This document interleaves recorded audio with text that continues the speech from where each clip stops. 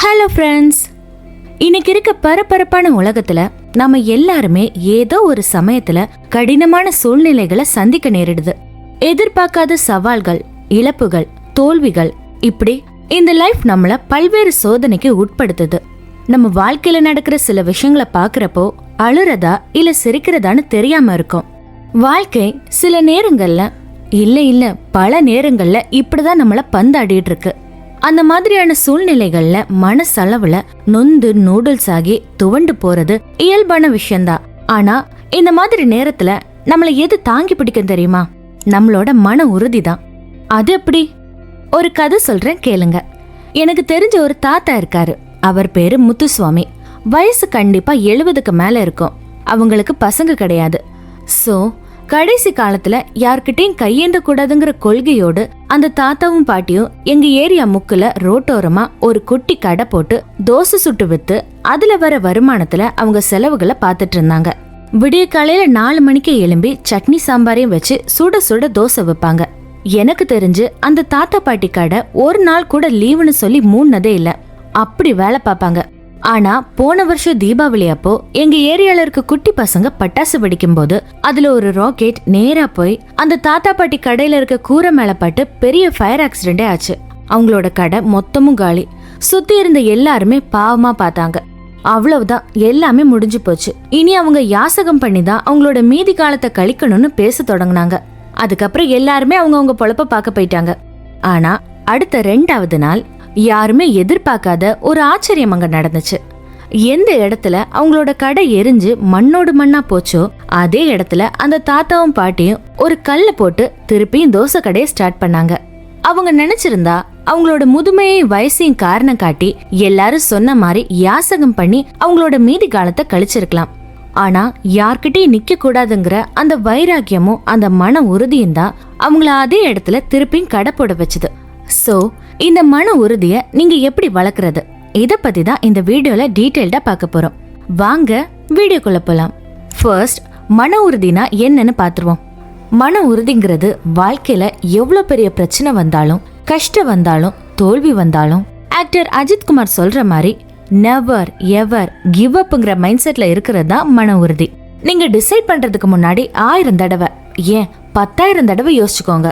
ஆனா once decide பண்ணி இறங்கிட்டீங்கன்னா அதை முடிக்காம இருக்கவே கூடாது. நீங்க செட் பண்ண கோல் அடையறதுல தான் உங்க கவனம் இருக்கணும். இது ஏதோ சூப்பர் பவர்லாம் இல்ல. யாரோ ஒரு சிலருக்கு தான் இது போல மைண்ட் செட் இருக்கும், நமக்கெல்லாம் இருக்காதுன்னு சொல்றதுக்கு. விடா முயற்சினாலதான் இது வரும். முயற்சியை கைவிடாம பண்ண தானா வரும். பாக்குறதுக்கே சின்னதா இருக்க செடி தான் ஒரு பாறையவே பிளந்துட்டு முளைச்சு மேல வரும். அந்த செடி உங்களுக்கு சொல்ல வர கருத்து என்ன தெரியுமா? இங்க எதுவுமே கடினம் இல்ல. எத்தனை தடைகள் வந்தாலும் தன்னம்பிக்கையோடு முன்னேறி போற மனநிலை தான் மன உறுதி. அப்படி உங்க மன உறுதியை வளர்த்துக்க தேவையான ஸ்டெப்ஸ இப்ப பார்க்கலாம். முதல்ல அக்செப்டன்ஸ். உங்க மன உறுதியை வளர்க்கறதுல முதல் முக்கியமான ஸ்டெப் எது நடந்துச்சோ அதை அப்படியே ஏத்துக்கிறது தான். ஒரு கஷ்டமான சிச்சுவேஷன்ல நிறைய பேர் நினைக்கிறது என்னவா இருக்கும்னா, ஏன் எனக்கு மட்டும் இப்படி நடக்குது, இல்லனா இது பொய்யா இருக்கணும், இது கனவா இருந்தா நல்லா இருக்குமேனு பல விதமா புலம்பி தள்ளுவாங்க. நீங்க யோசிச்சு பாருங்களேன், அப்படி புலம்புறதால யாருக்கு என்ன லாபம்? இல்ல என்ன மாறிட போகுது? எந்த பயனும் இல்லையே. விக்ரம் வேதா படத்துல சொல்ற மாதிரிதான், முட்டை உடைஞ்சிட்டா ஐயோ உடைஞ்சிட்டேன்னு ஃபீல் பண்றதுலயோ புலம்புறதுலயோ ஒண்ணுமே மாற போறது இல்ல. சோ உடஞ்ச முட்டையை ஆம்லேட் போட்டு சாப்பிட்டுட்டு அடுத்த வேலையை பார்க்க போனோம். அதே போல ஏத்துக்கிறதுனா, ஆமா இப்படி நடந்துச்சு, நான் பண்ண தப்புனாலதான் நடந்துச்சுன்னு சோர்ந்து போய் உட்காரதில்ல. அந்த தப்பை ஏத்துக்கிட்டு அடுத்த கட்டத்துக்கு நகர்ந்து போனோம். ராமோட அப்பா ரொம்ப ஸ்ட்ரிக்ட். தப்பு பண்ணா பயங்கரமா திட்டுவாரு. அதுவே அவர் ஒரு தப்பு பண்ணா அதை ஏத்துக்க மாட்டாரு, அதுக்கு சாரியும் சொல்ல மாட்டாரு. ஒரு தடவை அவர் பண்ண தப்புனால பெரிய பிரச்சனை வந்துச்சு. குடும்பத்துக்குள்ள ஒரு பூகம்பமே வெடிச்சிட்டு இருந்துச்சு. அப்பவும் அவர் பண்ண தப்பு ஏத்துக்கவே இல்ல, மத்தவங்கள தான் குறை சொல்லிட்டு இருந்தாரு. இதனால பிரச்சனை இன்னமும் பெருசாச்சு. கடைசியா உண்மையை ஏத்துக்கிட்டு அதுக்காக சாரி கேட்டப்பதான் அந்த பிரச்சனை சால்வ் ஆச்சு. நம்ம வாழ்க்கையிலயும் அப்படிதான். தப்பை ஏத்துக்கும் போதுதான் அதை சரி பண்ண முடியும்.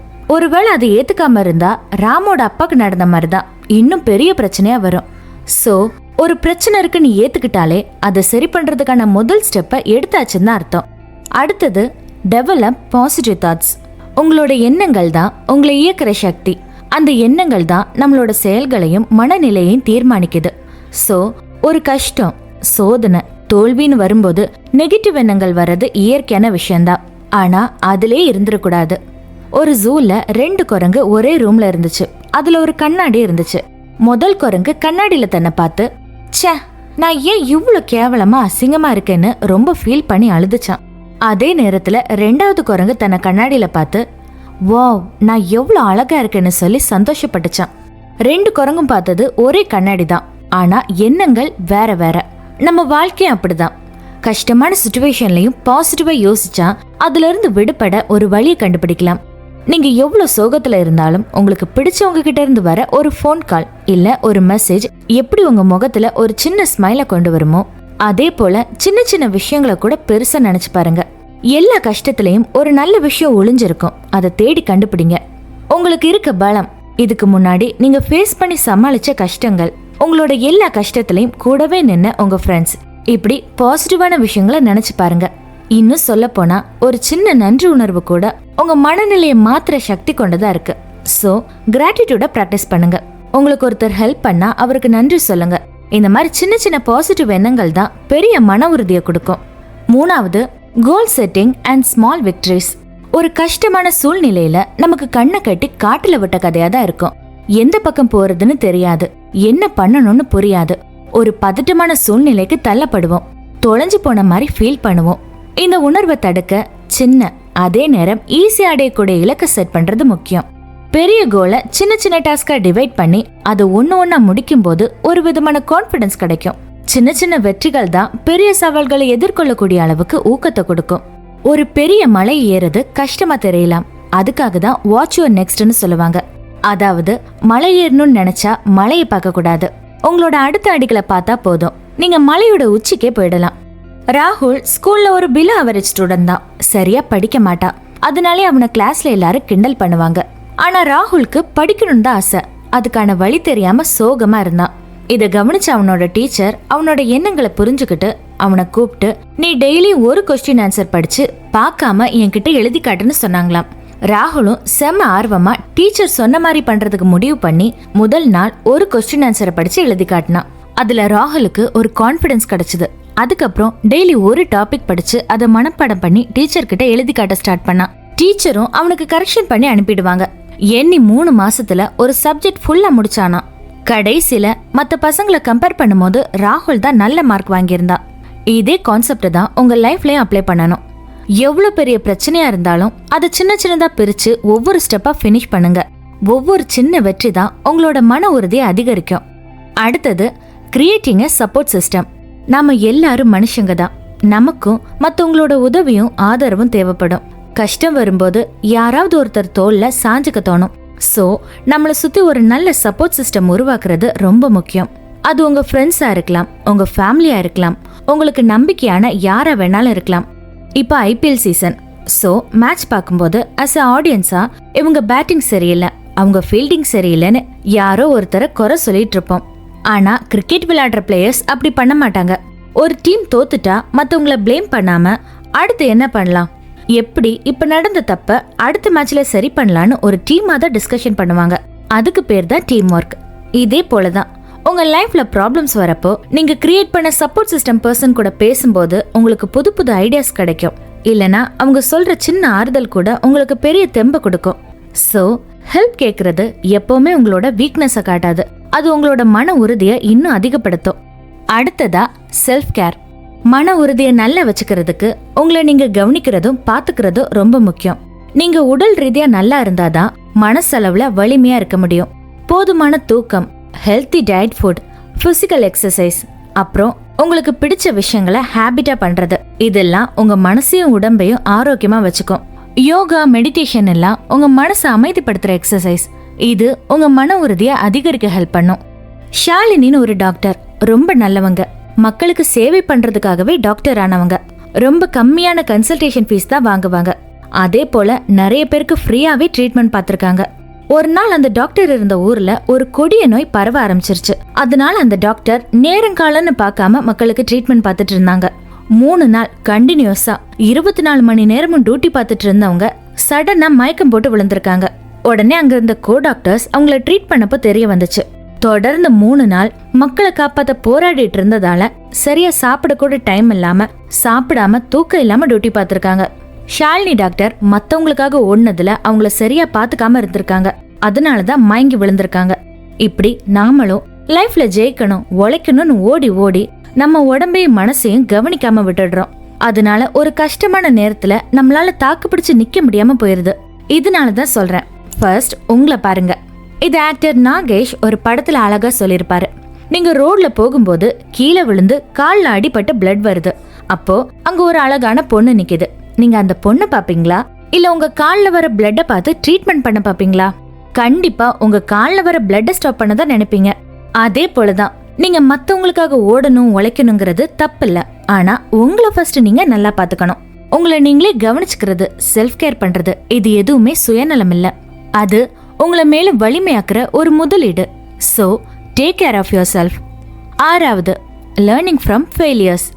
வெற்றியை போலவே ஒரு தோல்வியும் நல்லதடி, வேப்பம் பூவிலும் சிறு தேன் துளி உள்ளதடின்னு சொல்ற வைரமுத்துவோட வரிகள் சரியா இருக்கும்னு நினைக்கிறேன்.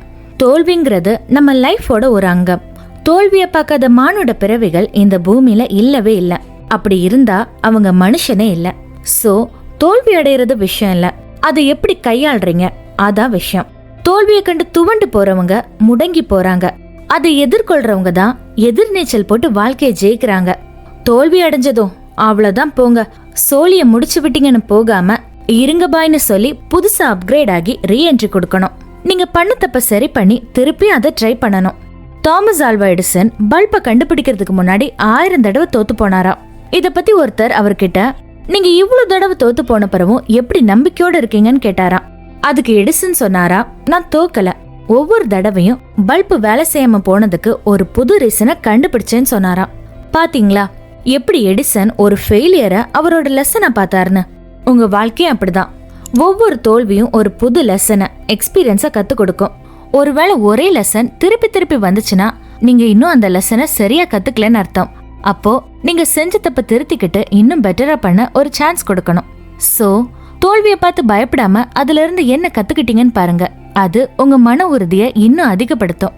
கடைசியா, பி கான்ஃபிடென்ட் அண்ட் பேஷியன்ட். ஆடி போய் ஆவணி வந்தா டாப்ல வந்துருவான்னு நினைப்போம். ஆனா 4 கிழமை தான் மாறுமே தவிர நம்ம லைஃப் மாறுபாடு இல்லாம அதே மாதிரி இருக்கும். சில நேரம் இந்த மாதிரி நம்மளோட கஷ்டங்கள் பல நாளா, பல வருஷமா போட்டு போராடி எடுக்கும். ஆனா அதுவும் நிரந்தரம் இல்ல. எல்லாம் ஒரு நாள் மாறும்னு நம்புங்க. இதுவும் கடந்து போகும். உங்க நம்பிக்கையையும் பொறுமையையும் விட்டுடாம இருக்கணும். அதுதான் ரொம்ப முக்கியம். உடனடியா எல்லாம் சரியாகும்னு எதிர்பார்க்க கூடாது. ஒரு விவசாயி தன்னோட நிலத்துல பயிரிட்டு விளைச்சல் பார்க்கணும்னு எதிர்பார்த்தாரு. ஆனா அந்த வருஷம் மழை சரியாவே பெய்யல. பயிரெல்லாம் கருகி போச்சு. ரொம்ப ஃபீல் பண்ணாரு. இருந்தாலும் மனம் தளராம, நம்பிக்கையை கைவிடாம அடுத்த வருஷமும் அதே போல பயிரிட்டு காத்திருந்தாரு. அந்த வருஷம் நல்ல மழை பெஞ்சுது. பயிரெல்லாம் செழிப்பா வளர்ந்துச்சு. எதிர்பார்க்காத அளவுக்கு மகசூல் கொடுத்துச்சு. விவசாயி சந்தோஷப்பட்டாரு. கஷ்டமான காலத்துக்கு அப்புறம் ஒரு நல்ல காலம் வரும்னு நம்பினாரு. அவர் நினைச்ச மாதிரி நல்ல காலமும் வந்துச்சு. சோ ஒவ்வொரு நாளும் ஒரு புதிய ஆரம்பம். தொடர்ந்து முயற்சி பண்ணுங்க. உங்க மன உறுதியை கைவிடாதீங்க. கண்டிப்பா ஒரு நாள் நல்லதே நடக்கும். லைஃப்ல செட்பேக்ஸ் வரும். ஆனா அதை எப்படி கையாள்றீங்க அதான் முக்கியம். இவ்ளோ நாள் கஷ்டப்பட்டது வீணா போச்சேன்னு ஃபீல் பண்ணாதீங்க. கிரிக்கெட்ல கூட லாஸ்ட் பால்ல 6 அடிச்சு ஜெயிச்ச ஹிஸ்டரி பல இருக்கு. சோ முடிவுல உங்களுக்கு நல்ல விஷயம் காத்துட்டு இருக்கு. ஒருவேளை நல்ல விஷயம் கிடைக்கலையா, அப்போ நீங்க இன்னும் எண்டுக்கு வரல. தொடர்ந்து முன்னேறுங்க. வாய்ப்புகளை பயன்படுத்துங்க. ஓகே ஃப்ரெண்ட்ஸ், வீடியோவோட எண்டுக்கு வந்தாச்சு. நம்ம வாழ்க்கைய கடல்ல டிராவல் பண்ற கப்பல் மாதிரி நினைச்சுக்கோங்க. அதுல அமைதியான கடலும் இருக்கும், ஆக்ரோஷமான கடும் புயல் வீசக்கூடிய கடலாவும் இருக்கும். ஆனா என்ன நடந்தாலும் அந்த கப்பலை மறுகரைக்கு கொண்டு சேர்க்க வேண்டியது உங்க கடமை. அதுக்கான மன உறுதியை வளர்த்துக்கோங்க. அதுலதான் உங்க வெற்றி இருக்கு. ஒவ்வொரு இருளுக்கு அப்புறமும் ஒரு வெளிச்சம் கண்டிப்பா இருக்கும். இருளுங்கிற கஷ்டங்களை பார்த்து பயந்து பின் வாங்காம வெளிச்சங்கிற வெற்றியை நோக்கி பயணம் பண்ணுங்க. உங்க மன உறுதிய விட்டு கொடுக்காதீங்க. அதே போல இந்த உலகத்துல நீங்க ஒண்ணு தனியாள் இல்ல. நிறைய பேர் பல கஷ்டங்களை தாண்டிதான் அவங்க வாழ்க்கையில வெற்றியை பார்த்திருப்பாங்க. சோ அவங்கள உங்க இன்ஸ்பிரேஷனை எடுத்துக்கிட்டு தொடர்ந்து முன்னேறுங்க. நேர்மறையான எண்ணங்களை வளர்த்துக்கோங்க. உங்களுக்கான கோலை ப்ராப்பரா செட் பண்ணுங்க. இலக்கு இல்லாத வாழ்க்கை கடிவாளம் இல்லாத குதிரை மாதிரி இஷ்டத்துக்கு ஓடும். So set your goal clear. தப்பு பண்றது தப்பு இல்ல, அந்த தப்புல இருந்து எதுவுமே கத்துக்காம இருக்கிறது தான் தப்பு. So learn from failures. அதே போல நம்பிக்கையும் பொறுமையும் இருந்துட்டா லைஃப்ல எதை வேணாலும் ஜெயிச்சிடலாம். So be confident and patient. எவ்வளவு கஷ்டமான நேரத்தை ஃபேஸ் பண்ணாலும் மனசளவுல துவண்டு போவாதீங்க. சிம்பிளா இதுவும் கடந்து போகும்னு சொல்லுங்க. எதுவும் நிரந்தரம் இல்லைன்னு சொல்லுங்க. ஆல் இஸ் வெல்னு சொல்லுங்க. இந்த பதிவு உங்களுக்கு ஒரு சின்ன நம்பிக்கை கொடுத்துருக்கும் நம்புறேன். உங்களுக்கு பிடிச்சிருக்கும்னு நம்புறேன். மேலும் இது போன்ற சிறந்த பதிவுகளுக்கு எங்க சேனலை சப்ஸ்கிரைப் பண்ணிக்கோங்க. மீண்டும் ஒரு நல்ல டாபிக்ல சந்திக்கலாம். நன்றி.